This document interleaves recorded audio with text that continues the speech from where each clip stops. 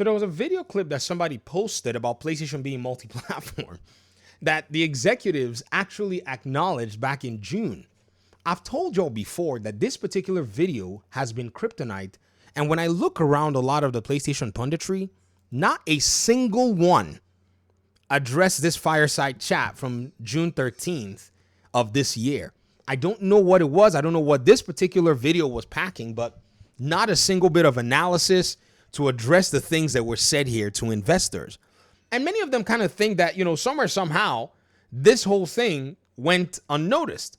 Somewhere also, somehow, they want to go ahead and make it seem like, yeah, we already knew everything that was said there, not knowing that many of them heavily dug their feet into their own ideas after this fireside chat, right up to the announcement of Helldivers 2 going to Xbox. So there's actually windows and timelines where this stuff can be built, and we have archives all over the place. We have videos all over the place showing them actually refute their own arguments, stomping on their own toes while they're trying to walk and stumble all over the place because many of them are just clearly lying to you.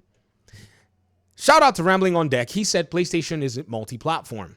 Many of you who've watched this channel, you also know that I have extensively picked the 27 to 28 minute piece of this video to also tell it to you, but to tell you that it's a financial goal of theirs to be multi-platform. I'll show you these two contexts in this particular video so that you can see it for yourself as to exactly who PlayStation is in terms of their strategy and why.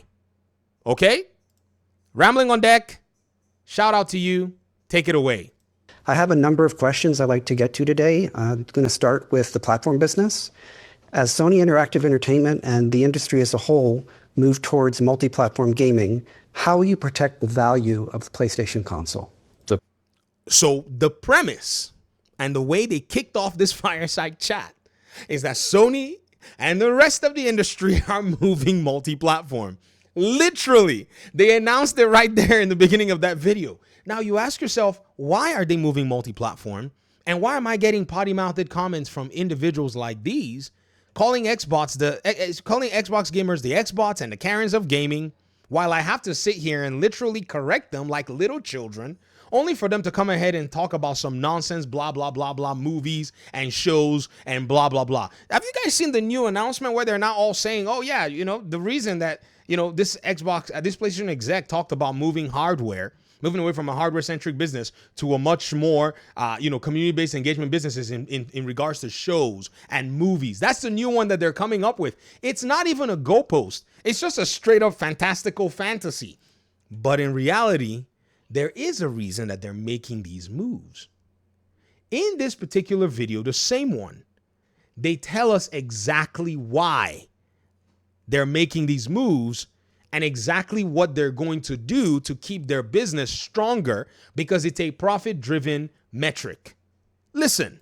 So overall, we remain committed to contributing meaningfully to Sony Group's MRP target of operating profit CAGR of 10% or more and cumulative operating profit margin of 10% or more. That's the goal. Everyone is multi-platform. And this is why we want to basically, we're doing what it is that we want to do. Listen again. How do you expect the financial profile of your business to evolve over the long term?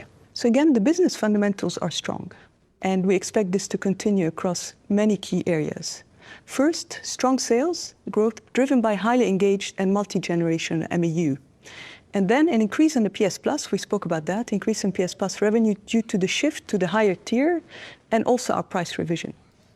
Keep in mind, the executives here are PlayStation executives, and they are talking about how they're going to contribute to Sony's profitability, which would require for them to move away from a hardware-centric business. Remember, Linazar, their goal is one-minded. They are not, one guy and one gal over there isn't confused. They're all on the very same page. Remember that. And then on the first-party live services, becoming more consistent, predictable, and growing revenue stream.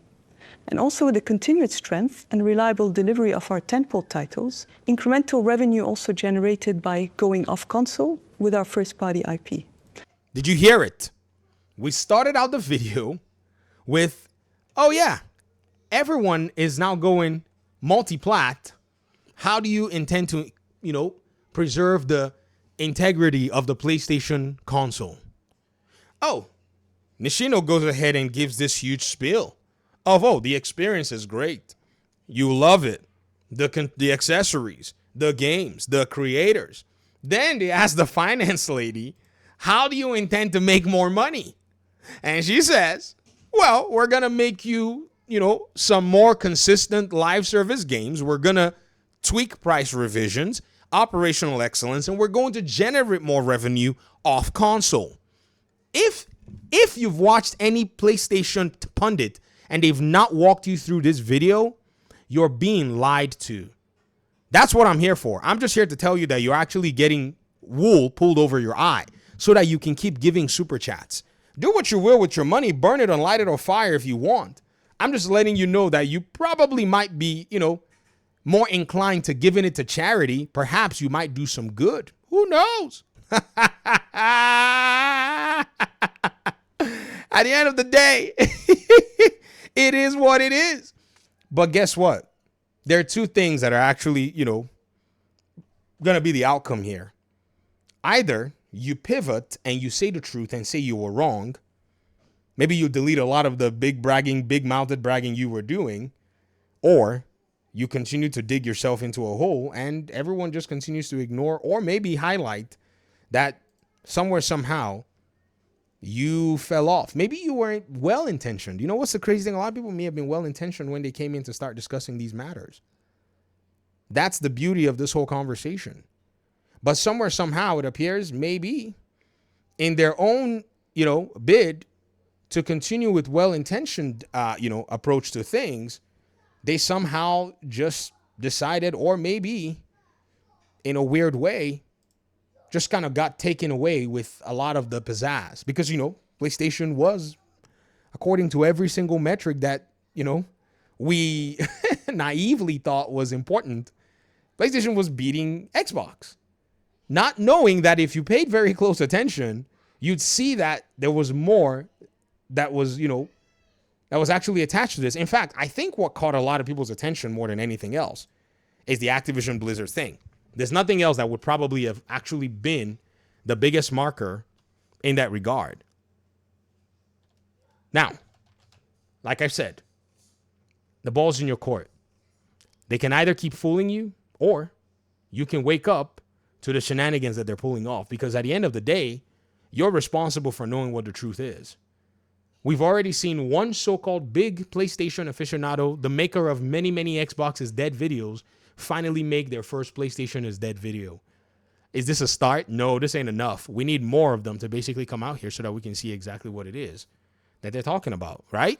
Let's know if they're being genuine, or let's know if they're actually putting up a show for the very next PlayStation interesting thing that comes out. And maybe they're going to backslide again, because that's usually what you might see happen. I'm out of here. Talk to me in the comment section. Thanks for watching. Peace out.